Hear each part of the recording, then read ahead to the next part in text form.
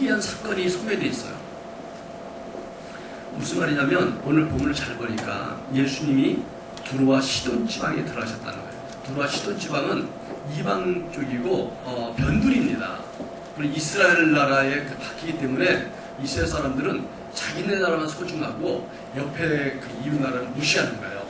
무시해요. 아주 무시합니다.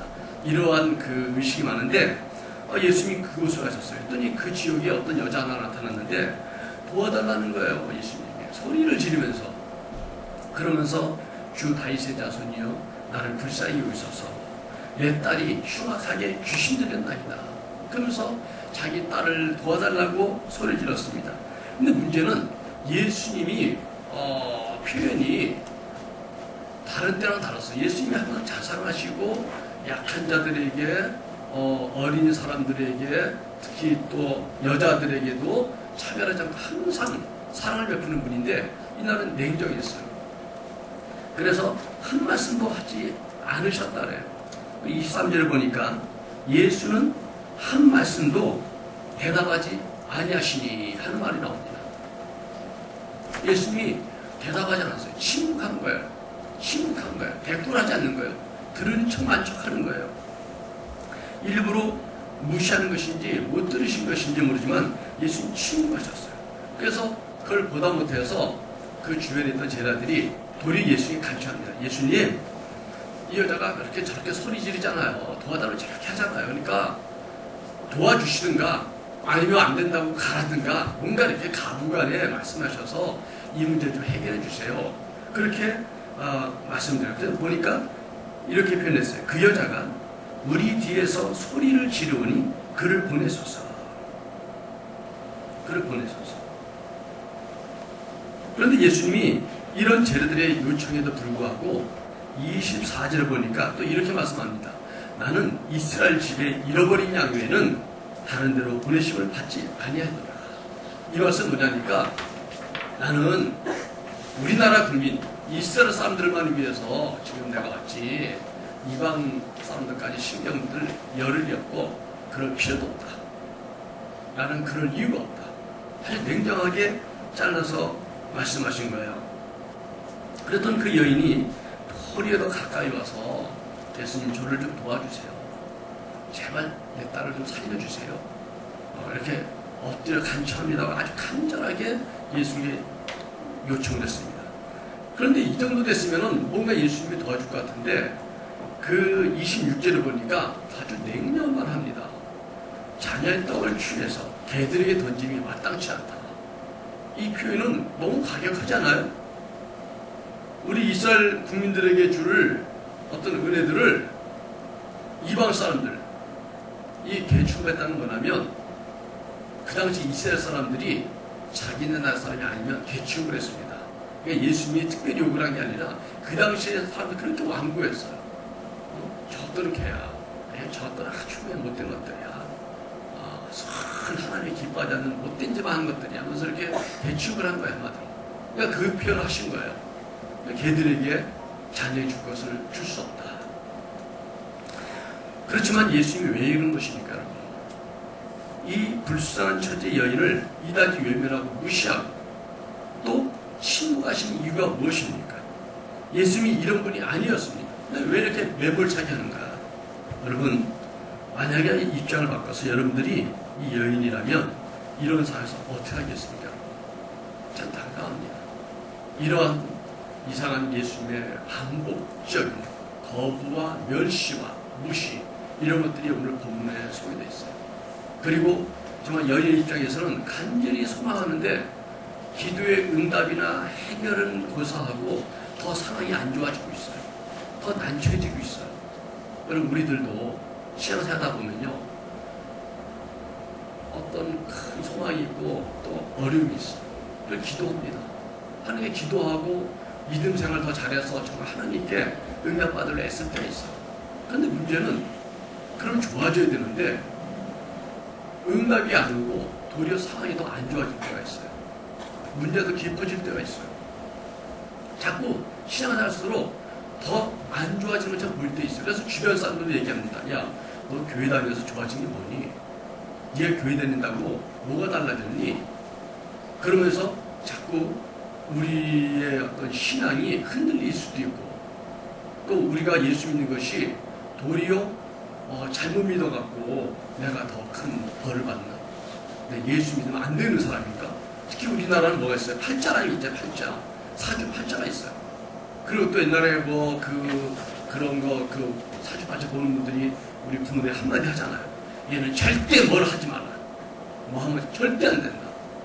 그런데 그런 얘기들이 우리에게 있어갖고, 난 예수 믿으면 안 되는 팔자가 없다. 내가 예수를 믿으면 안 되는데 믿었기 때문에 더 우리 집안이 어려지고 우리 애들한테도 무슨 문제 생기나, 무슨 일만 탁 터지면 내가 예수 믿어서 그런가? 이렇게 될 때가 있어요. 여러분 그렇지 않습니까? 이럴 때 우리는 어떻게 되냐 이거죠. 이 여인이 마치 예수님이 바로 앞에 있는데 평소엔 잘 도와주셨다 그러는데, 누구든지 가면 환영이다 그러는데 자기만은 거부하잖아요. 그리고 더 멀리하고 무시하고 그러잖아요. 이런 사람 어떻게 되겠습니까? 여러분, 우리의 신앙이 그럴 때가 정말 있다는 거예요. 이럴 때 우리는 어떻게 될 것인가? 예수님의 침묵하십니까? 여러분, 이 예수님이 이 침묵하신 데는 이유가 있습니다. 예수님이 지금 이 여인 문제 사실은 침묵하시는 게 아니라 기다리고 있는 거예요. 기다리고 있는 거예요. 여러분, 예수님 입장을 한번 생각해요. 기다리고 있는 거예요. 예수님은 이 여인이 자신의 문제를 해결받을 만한 그러한 온전한 믿음, 그런 준비가 되는지를 보시려고 일부러 침묵하시고 반응을 보시는 거예요. 그래서 이 여인이 예수님이 원하는 믿음이 나올 때까지 보시려고 침묵하고 기다리고 있다는 거예요. 여러분, 우리가 교회 다니는 게 쉬운 건 아니에요. 교회 다니는 게 쉬운 게 아니에요. 교회를 다니려고 딱 다니면요, 첫째 유혹이 많습니다. 요즘에 운동 좋아하는 사람들 있잖아요. 그러면 운동하는 사람들이 언제 해요? 토요일 날은 결혼식도 많고 행사도 많아. 그러니까 일요일 날 되면 그때 이제 산도 가고 스포츠도 좀 하고, 그죠? 그때 또 어디가 한번 좀 가족끼리 여행도 가고 막 이런 것들이 멋진 삶같이 보이잖아요. 그리고 주일이면 좀 이렇게 어디 가서 가족끼리 좀 나가고, 이 좀 여유 있는 삶이고, 또 그런 로망이 있잖아요. 돈 벌어서 뭐 하겠어요? 가족끼리 한번 나가는 것이죠. 이런 것이 있었는데 예수님이 기다리니까 교회 나와야 된다는 거예요. 그래서 처음에는 교회를 가끔 나가줘도 고맙다고 하더니 교인들이 가더니 점점 더 많은 걸 요구하는 거야. 매주일 나오래. 빠지지 말래. 아니, 여기 계신 분 중에 그런 분이 있다고 내가 얘기하는 게 아니라 그런 분이 많더라고. 많이 양보했어요. 그래갖고 한 주일은 교회 가고, 한 주일은 산에 가고, 또 한 주일은 교회 가고, 한 주일은 또 집안일을 보고, 다 50대 50으로. 멋있잖아요. 그죠? 계획성이 있잖아요. 그렇게 했는데, 이 교회가 갈수록 더 많이 오가는 거야. 아니, 그래서 한 줄 가지고 겹주로 가줬으면 됐는데, 왜 지난주에 빠지셨냐고. 전화가 오네. 문자가 오네. 그러니까 귀찮은 거야. 뭐야, 이거. 교회 다니는 게 없네. 그래서 주일날에 열심히 가는데, 또 이제 주일날 열심히 가는 것까지도 잘했는데, 좀 있으니까 또 봉사하라는 거야. 봉사에 성가대 합시다. 그래서 아침 9시 반까지 오세요.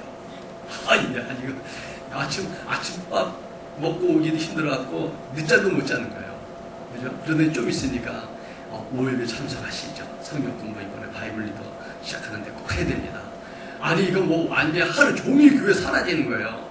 갈등 생기지 않아요, 여러분? 그러니까 우리가 예수 잘 믿으려고 그러면은 벌써 우리 삶의 리듬이 바뀌면서 그 유혹, 또 자기의 어떤 그 계획이 내 마음에 되지 않는 것에 대해서 갈등이 많이 옵니다.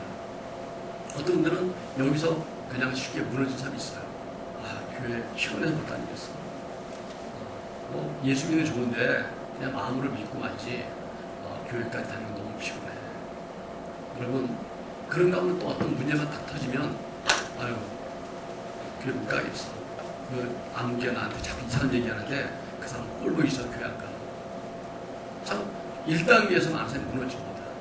근데 그걸 또 이기면 2단계쯤 가면요, 이제 더 심한 어려움이 올 때가 있어요. 2단계로 가면. 2단계 가면 이제 잘 시작했는데 열심히 하는데 하다 보면 이제 갈등이 생겨요. 대인관계. 그죠?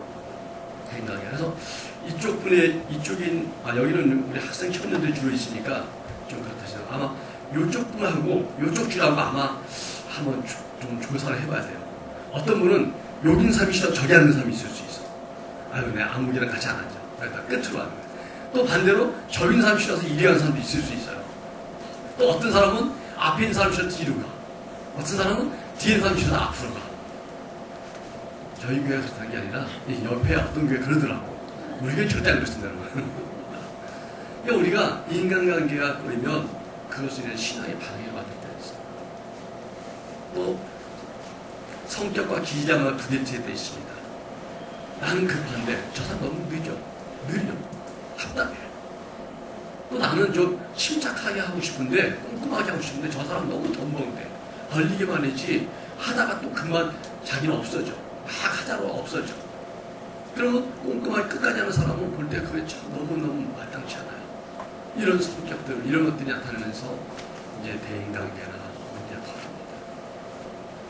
또 그런가 하면 또 삶에도 어떤 문제가 터졌습니다. 여러분 2단계에서 보는 사람이 있습니다. 그럼 3단계가 뭘까요? 3단계쯤 되면요 이 여인도 보니까 예수님이 멸시를 당하잖아요. 무시를 당했어요. 어떻게 나한테 이럴 수 있냐고요. 우리가 살다가 큰일 당하면요 하나님께 원망합니다. 하나님 나한테 왜 이러세요? 내가 그렇게 예수를 잘 믿었는데 왜 우리 집에 이런 일이 생깁니까? 우리 자식에게 왜 이런 일이 생깁니까? 내가 누구보다 더 열심히 했는데 이 결과가 왜 이게 뭡니까? 그래서 하나님께 원망이 막 생길 때 있어요. 다른 집은 다 예수 믿고 복 받았다는데 우리 집은 더 꼬여가는 것 같아요. 이럴 때 여러분 정말 얼마나 갈등이 크고 흔들고 있습니까? 그런데 여러분 오늘 본문이 우리에게 주는 건 그거예요.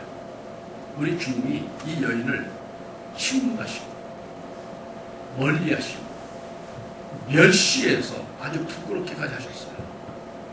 그런데 이 여인의 사건을 소개한 이유는 뭐예요? 그래도 그리고 이 여인은 이런데 끄떡도 하지 않았어요. 흔들리지도 않았어요. 그리고 마지막에 결정타를 예수님이 날렸어요. 걔에게 자식의 줄 떡을 줄 수가 없다. 세상에 이런 얘기를 듣고 우리가 어떻게 참을 수 있냐고요. 이런 얘기를 듣고 우리가 그 옆에 있을 어떻게 낯이 뜨거워서 견딜 수 있겠냐고요. 이런 상황이 되었을 때 이 여인이 어떻게 했습니까? 이 여인은 그러고서는 끄떡도 하지 않고 무슨 말 하니까 올소이다마는 주님 맞는 말씀입니다. 맞는 말씀입니다. 주님 말씀이 틀려 있겠서 맞는 말씀입니다마는 그러나 개들도 주인의 상에서 떨어지는 두수레기도 먹지 않습니까? 두수레기도 나한테 주시면 만족하겠습니다. 내가 내 딸을 고치기 위해서 이 정도 유혹과 어려움과 수고를 당한들 내 딸을 고치는 거에서 물러날 수 없습니다. 예수님, 난 그 정도로 물러날 사람이 아닙니다. 예수님 나한테 무슨 의도인지 모르지만 난 끝도 하지 않습니다. 올소이다. 두수레기도 주시면 감사하겠습니다. 여러분, 예수님이 왜 한마디도 대답하지 않았을까요? 그것은 예수님이 이 여인에게 관심이 없어서가 아니라 사실은 관심이 있었기 때문에 대답 안 하신 거예요. 왜냐하면 예수님은 곧바로 대답하시던 분이에요. 곧바로 해결해 주시던 분이에요. 눈치가 빠르신 분이에요. 동작이 빠르시고요. 사람들이 뭘 하는지 딱 보면 아시는 분이에요. 그래서 많은 경우 깜짝하면 놀라게 합니다. 사람들이 별관이 처마다 알던 사람들 이름을 딱 알면서 삭개오야. 내 이름을 기억하셔. 저분은 나랑 그렇게 친하지 않았는데. 딱 보면 그 문제 아시던 분이 일부러 대답 안 하셨다는 것은 관심이 있어서 이 여인이 어떻게 하나 보려고 처음부터 관심을 보였다는 거예요. 여러분, 요즘에 우리 카톡 문자 같은 거 많이 하잖아요. 우리 요즘 얼마나 급한지 몰라요. 그래갖고 예전에는 전화통 이렇게 끼고 살지 않았습니다. 집에 전화기 한 대 있으면 건너방에 이렇게 따가 있으면 야 안무개야 전화 왔다 전화 받아라. 그러면 다 거치다 전화 받아요. 여보세요. 그러면 야 빨리 끊어 전화비 나가. 그런 시절이 있었어요. 근데 요즘은 한 명씩 다 갖고 다닙니다. 근데 다 갖고 다니는데 처음에는 잠깐 두고 나갈 수도 있잖아요. 근데 요즘은 아예 끼고 살다 보니까 문자 보냈는데 곧바로 5초 내에 답이 안 오면 왜 대답 안 해? 곧바로 또 문자 보냈는데 막 급해요. 그래서 우리도 이번에 막 전도에서 잘가서 이제 우리 했잖아요. 했는데 전화번호를 받아갖고 왔는데 문자 보내니까 답이 없어요. 불러도 대답 없는 이름이요. 불러도 대답이 없어. 문자 보내도 찾다는 거죠. 안 보이기를 찾자는 거죠. 그럼 여러분 문자를 그렇게 간절히 보내도 대답이 없다는 얘기 무슨 얘기예요? 못 받았다는 얘기예요? 아이고 또 교육을 하는 거구나. 그리고 일부러 안 보는 거지. 일부러 그걸 봤는데 무연에 대답을 하는 거예요. 나 관심 없어요. 자꾸 문자하지 마세요. 그때는 내가 좀 마음이 감동이 돼서 이렇게 교회 나간다 그랬는데 사실은 돌아서 생각해보니까 못 나갈 것 같아요. 왔더니 자식이 또 뭐라고 하는데 속상해서 이제 교회 안 나가요. 완전 그게 대답이죠. 침묵도 대답이에요. 예수님의 침묵은 그 여인을 향한 예수님의 심정과 관심을 보여준 겁니다. 여러분이 주님께 기도할 때, 기도 응답이 되지 않을 때 그분이 못 들은 것이 아니라 그분이 우리를 기다리고 있다는 것이죠. 그분이 우리의 어떤 반응에 대해서 지켜보고 있다는 거예요.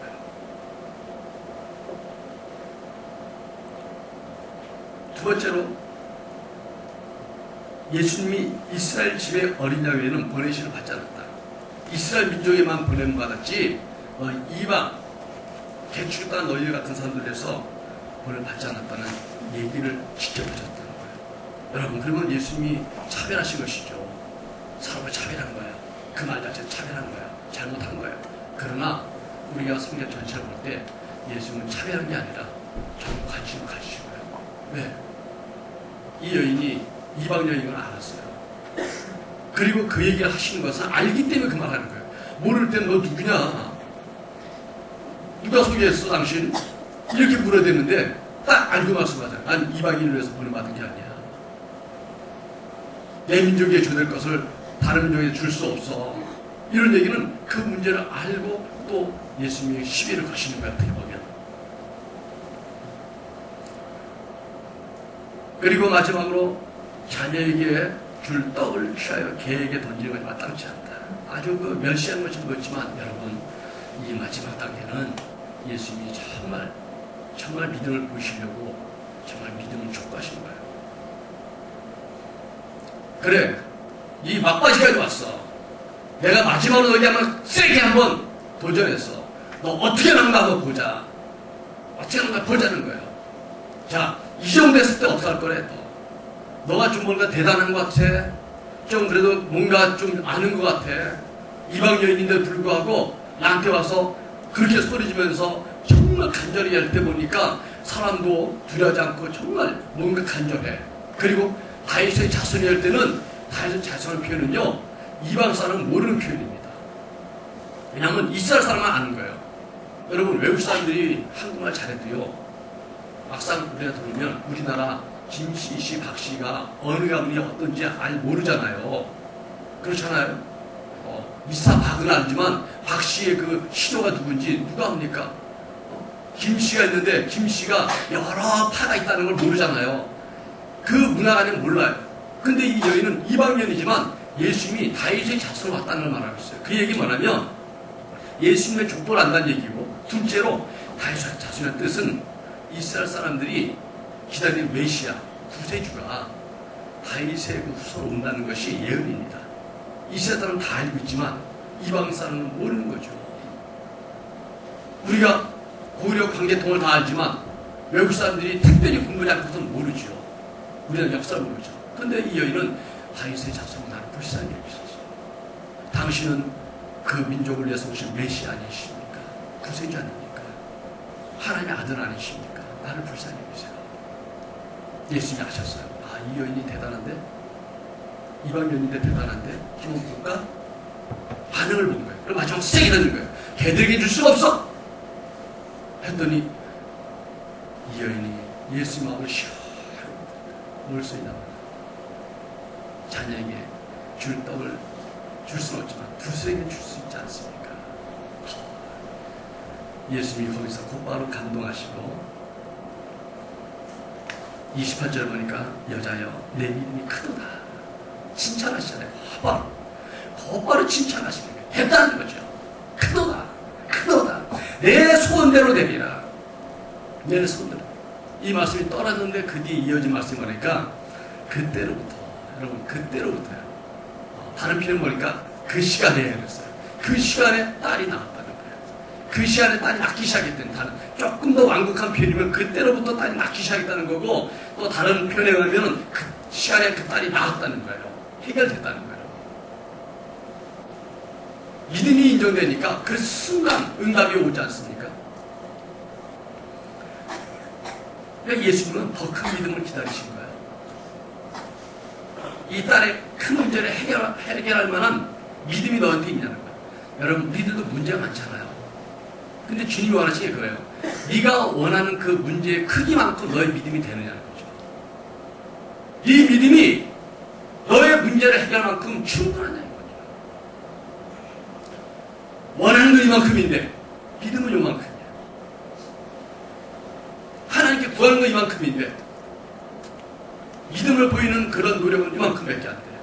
인내가 없고 연약하고 쉽게 무너지고 1단계에서 무너지고 2단계에서 무너지고 3단계에서 완전 폭망하고, 그렇다면 주님께 응답하실 수 있는 믿음이 아니라는 것이죠. 이 여인의 믿음은 주님이 해결한다는 확실한 믿음이었습니다. 시련 속에서도 주께로도 가까이 하는 믿음. 여러분, 그런 믿음이 있길 주님은 축원합니다. 축원합니다. 여러분, 우리의 삶에 비치는 우리들도 이 여인처럼 우리 주님이 우리의 문제를 외면한다는 느낌을 받으신 적 없습니까? 그때 여러분들은 어떤 심정이셨고, 왜 예수님은 내 문제를 외면하시냐, 내 기도에 침묵하시는가? 여러분, 그때 우리 어떻게 했습니까? 우리 혹시 낙심하진 않았습니까? 그때 쉽게 포기하고 주님을 떠난 적도 있지 않았습니까? 어떤 분은 시험에 들어서 엄만 불평으로 도리어 대적하는 사람, 이렇게 반대하는 사람이 된 적도 있습니다. 예수님은 정말 계실까? 예수님이 계시다면 왜 내 문제는 해결되지 않을까? 그럼 내가 신앙생활을 그만둬야 될까? 이런 생각 하지 혹시 않습니까, 여러분? 여러분, 오늘 말씀을 통해서 우리가 배우는 것은 예수님은 침묵하시고 외면하는 것이 아니라 믿음을 보여달라고 기다리고 계신 것입니다. 여러분, 예수의 침묵 앞에서 우리 낙심하지 마십시오. 낙심은 인간의 소리, 사람들의 소리에 흔들려 있습니다. 저도 가끔 돌아보면 그럴 때 있는 것 같아요. 나는 별 생각 없었는데 옆 사람이 자꾸 무슨 말 하니까 흔들려갖고, 그런가? 이쪽 사람이 말하는 것 또 그런가? 그래서 가만히 척하지만 내 마음이 왔다가 헷갈려. 이럴 때 있습니다. 여러분, 믿음을 보여드려야 됩니다. 예수께서 보고 싶어 하시는 그 믿음을 보여드려야 됩니다. 끝까지 해결될 때까지 예수를 바라보고 낙심하지 않아야 됩니다. 그리고 그 시간까지 한결같은 믿음을 고백하는 것입니다. 큰 믿음의 사람이 큰 기적을 받습니다. 여러분, 우리 주변을 보세요. 되게 성공한 사람들 보면요, 최소한 다른 거 몰라도 고집 하나 끝내주더라고요. 뭐 한 끝장을 보는 사람들이 있더라고요. 흔들리지 않는 사람이 있더라고요. 남들은 다 떨어지는데 혼자 끝까지 하는 사람이 있어요. 이번에 우리 놀이터에서 온 친구들, 우리 동네 친구들도 교회 나오기 시작했는데 한번 끝까지 한번 해봐. 끝까지 하면 하나님이 우리 친구들 확실하게 하나님이 축복하고 좋은 일이 있을 줄 믿습니다. 그런 일이 있길 바라요. 우리 학생 청년도 마찬가지예요. 어릴 적에는 꿈이 자꾸 흔들려요. 꿈이 바뀌어요. 그지만 클수록 꿈이 이제 좀 정리돼서 이제 한두 가지로 하다가 나중에는 한두 가지로 진짜 내가 인생의 목표를 걸어야 될 때 있거든요. 그때는 흔들리면 안 돼요. 끝장을 봐야 돼요. 그래야 뭐가 되죠? 거기서마저 흔들려버리면 다시 시작하기 너무 어렵습니다.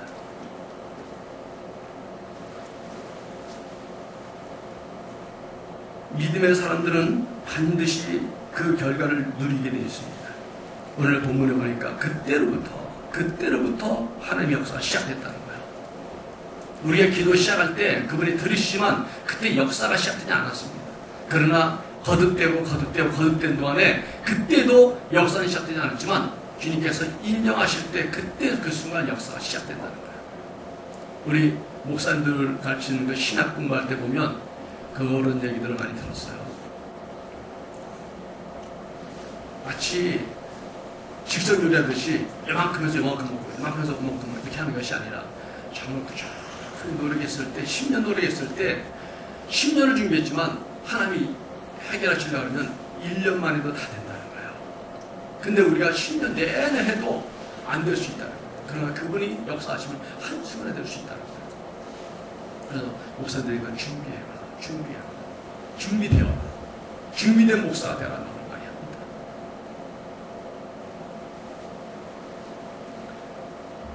여러분, 신문의 시간도 기다림의 시간만이 아니라 준비되는 시간이고 믿음을 준비하는 시간입니다. 그래서 준비된 사람만이 은혜와 능력을 받을 수 있게 되는 거예요. 그래서 여러분, 우리는 믿음의 사람으로서 믿음의 말을 해야 됩니다. 그러니까 우리 말하는 것을 조심해야 돼요. 요즘 SNS로 하도 그런 게 떠돌아다니는데 보면 연예인이라든가 유명인사들은 말 한마디에 대해서 난리가 나잖아요. 그죠? 말 한마디에서 막 뒤집어지고 말 한마디 하면 잡혀가고 말 한마디 못해갖고 막 시비에 걸리고 그러잖아요. 그러니까 말이 얼마나 중요합니까? 우리 믿음의 사람들도 말이 중요합니다. 내 마음으로 의심이 날 때가 있어요. 그러나 이걸 내 입으로 이상해. 그럼 나는 신앙이 이렇게 된 겁니다.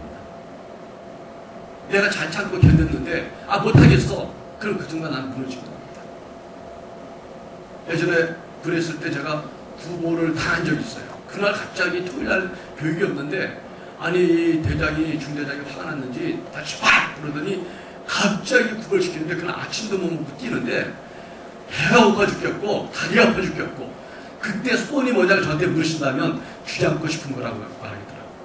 소원이 뭐냐? 그냥 주저앉고 싶은 거야. 그냥 이렇게 앉고 싶어 그냥. 그런데 참 신기하고 계속 그 대장이 막 야단을 치고 그랬더니 역시 군대 고참들이 장난이 아니더라고요. 이 사람들은 이제 군대 짬밥이라죠. 3년 정도 된 사람들은 떠내려갖고 앞에 뒤에 딱 쓰더라고요. 고참들이. 그러더니 쫄병들은 정신이 해갖고 쉽게 무너질 수 있잖아요. 그러니까 가운데 놓고서 앞뒤에서 보이지 않게 협박을 하더래. 너 녀석 못 견디면 안 돼. 너 쓰러지면 안 돼. 너 여기서 쳐지면 너 들어 죽어. 막 그러면서 막 무서운 말을 협박하니까 쫄병들은 지금 쥐잡고 싶은데 겁이 나갖고 막 땀이 빗물처럼 흐르고 막 모자가 있죠. 그 옛날에 좀 훈련 모자는 또 이게 좀 고물자를 요새라고 이게 철모가 덜렁거리는데 이거 총도 이 고참들은 딱 매면 딱 이게 걸리는데 우리 쫄병들이 총이 덜렁거려요. 그래서 덜렁 하니까 막 옆에 물통이 있잖아요. 물통 바라기 있잖아요. 그 뒤에 온몸이 덜렁거려. 땀을 비워드셔. 죽겠어. 근데 옆에 죽인다 그러고. 정말 죽겠더라.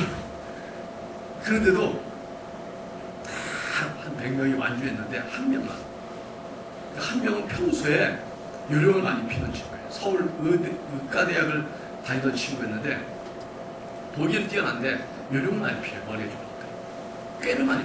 그러더니 거기서 정신이 약해서 쳐지더라고요. 한번 딱 쳐지니까 쫙 쳐지더니 못 떠나더라고요. 그처럼 정말 주장하고 싶을 때 견디는 거. 그게 믿음입니다. 우리 예수님께 쉬워 보이지만 그러나 좋은 결과를 얻기까지는 준비되어 있어야 됩니다. 지금 우리에게 그 시간을 주고 있는 거예요. 왜 곧바로 해결하지 못하십니까? 그분의 능력이 없어서 준비되는 거죠. 더 좋은 결과를 위해서 조금 더 나아가기 원하는 것입니다. 여러분, 인내하십시다. 준비되십시다. 주님의 침묵은 나에게 기회를 주고 있는 것입니다. 예전에 우리 교회에 다니면서 자매하다가 시험 볼 때 이번에 2차 시험 꼭 붙어 그랬더니 이번에 떨어지는 게 좋아요. 그래서 무슨 말이야? 그랬더니 중에 덜 돼서 붙으면 낮은 성적으로 붙으면 그걸로 끝까지 가기 때문에 올해 떨어지고 다음번 했을 때 좋은 성적 딱 들어가면 계속 좋은 성적으로 그것이 자기의 그 스펙이 쌓여지기 때문에 좋은 성적을 위해서 이번에 전략상 떠는 게 더 낫다는 거예요. 그런 얘기할 때, 참 지혜롭다. 오늘 우리가 지치고 낙심하고 심한 거지만 이걸 견뎌내면 주님께서 반드시 우리 좋은 결과 줄 줄 믿습니다. 오늘 믿음과 삶 속에 그런 은혜를 축원합니다. 기도하겠습니다.